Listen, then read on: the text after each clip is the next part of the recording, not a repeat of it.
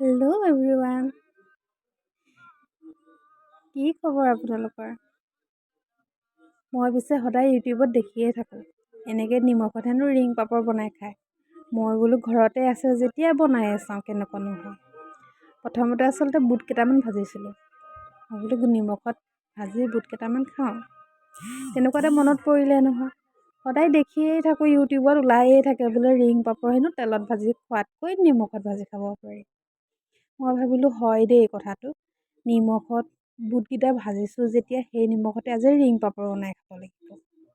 তেল পিছে মানুহৰ স্বাস্থ্যৰ কাৰণে এনেও ভাল নহয়।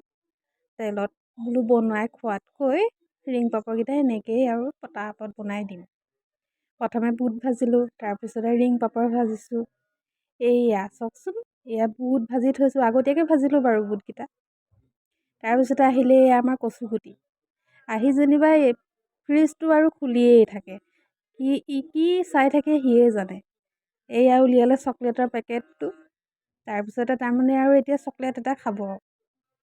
সেয়া কৈ আছে মা খাওঁ আৰু এটা দেই। মই বোলো খোৱা।